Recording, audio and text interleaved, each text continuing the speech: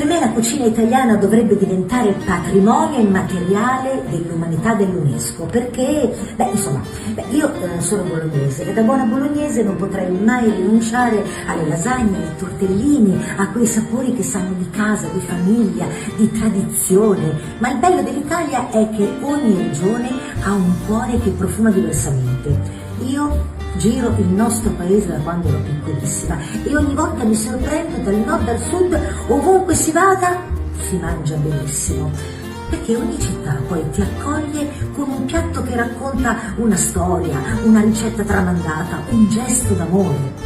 La cucina italiana non è solo cibo, è cultura, è identità, è memoria, è condivisione. È il modo più semplice, più sincero che abbiamo per far sentire le persone a casa.